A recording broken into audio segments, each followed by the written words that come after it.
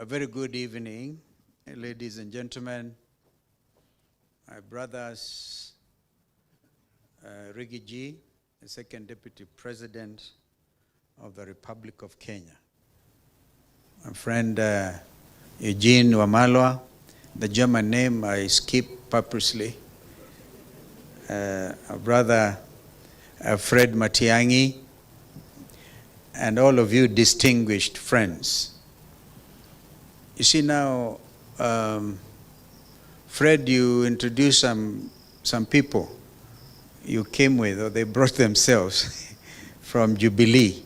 And because you did that, I received a request, now recognized patriotic front leaders who are here. And I think it is inappropriate because some of them have already been recognized by the man of the moment. But be that as it may, I think I saw some people are with me in Kisumu, in Jaramogi something, right? Kago ka Jaramogi. I saw Mukunji there with me and Cicely, and even those ambassadors, are they Sijeni? And I think Lumalas was there. Ndegwa Njiru was there. Did I see Ndegwa Njiru? He was there. Ben Momanyi, I saw you. Ben Momanyi was there. Mwana Mule. Who else am I forgetting? Please just stand so I can recognize you. So you don't take it. Senator Manzo, you are not there. But he should have been there. I think he thought he should have been there, and others. So I'm not able to see who is right at the back. Or is it Wakili Boniface? No. So, ladies and gentlemen, I'm here to do a very simple thing, and that is to launch this book. I asked myself, JB, why did you make me the chief guest? Is it because you thought I should buy very many books tonight and to give out there? Or is it because I may have written an autobiography for myself, and the title of which is Against All Odds and which is due for revision? Or is it because I'm older than you? I think it's because of the latter. That I realized this guy is 3 years younger than me, and he's from my neighborhood. I don't know why Brother Rigiji claims Muturi for his own kinsmanship. Because if you listen to JB speak Kikamba, he speaks without an accent. Even the way he pronounced my name before I came here, that's not the normal way you pronounce my name, because he is fluent. And then his home is near Ishara. From Kanyambora, where Lenny and him come from, to Sekuru is actually just less than maybe 30 kilometers. Now from there to Rigiji's place is very far. So we share in, but I heard Rigiji make some very interesting distinction. That him is a brother and I'm a cousin.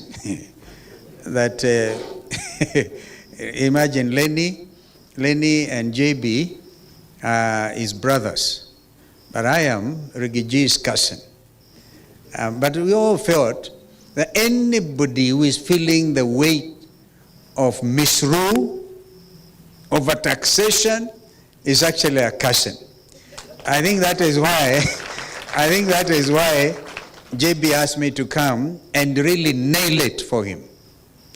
JB, you're a very frank person. And allow me to tell you that Uhuru Kenyatta should have been here. But as you asked me to mention that he would not make it, I remember when we are reviewing the possibility of coming tonight, you told me you suspect if Uhuru Kenyatta had read the book completely, he may not have signed the foreword. But I think he did. And he makes some wonderful remarks about who you are. when I saw Fred Matiang'i, I asked him, have you read the book? Because, ladies and gentlemen, I'm actually now marketing this book for you. My brother, my younger brother, JB, as we call you. Because out there, we are here launching a book written by a stickler, not only for the rule of law, but one who believes in the separation of powers. He has lived, he has served in both the executive, the legislature, and the judiciary. One of our foremost statesmen, I dare say without any hesitation, and one who is also fearless. Even as we sat there with JB, I told him, do you remember this friend who is running out of the country, is all over the place, and is trying to tell JB and I to mention that somebody at the very high level is already received a $10 million bribe to bring in rice from Pakistan or wherever. That is JB Muturi. And so I feel truly honored to associate myself with you, and also a party leader of Democratic Party. The founding Kiongozi, as you all know, was a gentleman I was privileged to serve under as his vice president. Not that he appointed me, but I negotiated. No, I learned a lesson in life. And it's somebody, when we went, a lot of you may not know, I was also deputy speaker one time, between the years 1989 to 1992. And then I went for an IPU conference, somewhere I think in Togo. And we wanted the late Joseph Muliro. How many of you remember Joseph Muliro? He was assistant minister one time for foreign affairs. And we wanted him to join the 9-member committee of parliamentarians from all over the world dealing with matters to do with climate change. And so we had some formidable challenges from that region, some of them claiming authority of their speakers. And I coined a phrase. I said, in business, you don't get what you deserve. That is generally said. You get what you negotiate. So I learned that and applied it with President Kibaki. We negotiated my being 10th vice president. But that is part of the history. But I also learned another useful tactic. And I think that is what this Kenya Kwanza administration has been applying. And that was that in order to get Joe Muliro appointed as a member of the IPU Committee of Parliamentarians on Climate Change, we realized that our competitors had no time for us, and so they didn't care about the qualities, the qualifications of Joe Muliro. So I said, as the leader of delegation, because as deputy speaker, we'll apply the following formulation. If you cannot really dazzle them with brilliance, then baffle them with bullshit. There's a lot of bullshitting around. And because that is what really is holding this country at ransom. And it's all written and elaborated under this wonderful, wonderful work of art, as Rigiji put it. First of all, JB is summoned by J. Muturi, who wants a meeting of the Speaker of the National Assembly, the 11th edition, and calls him and say, JB, can you come to State House tomorrow? He didn't say, he said, what time, Mr. President? And then he says, you contact Jay, you'll arrange the logistics and the time. So JB shows up, the Speaker of the National Assembly. And whom does he find?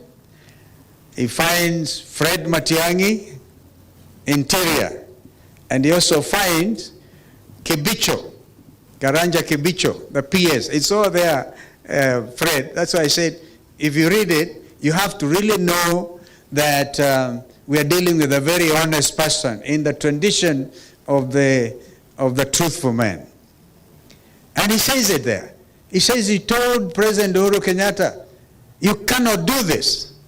I am the Speaker of Parliament. There is a principle of separation of powers. And he called Kibicho and Fred some very nice names there. Because he was angry with what he thought was an aggression on the principle of separation of powers. He does the same, and of course others also at the time in the book, if you read, where, for example, you see, we are making him look like a wonderful person, but the human being in JB had to face the role of Mr. Njeru. Now, in that we share. When I was in Meru School in Form 5 and 6, our headmaster was Mr. Njeru, who once became the director of education. And one time and I think that's why I sharpened my negotiation skills at Form 6, because we went on strike, and Mr. Njeru said, the Form 6, in all one accord, have decided to fail.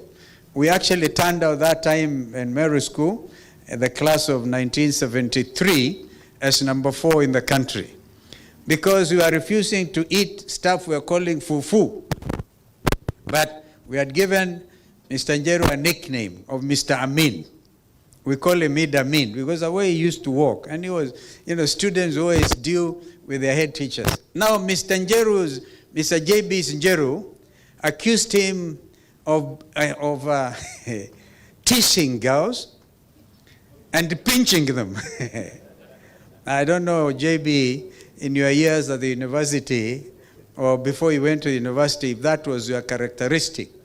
These days it can constitute a very serious offense for which men actually get impeached, not in Kenya, in other places of the world. So he lays it bare, including the role he had with his Mbere clansman who spoke here, Lenny Kivuti. Serious rivalry at their level.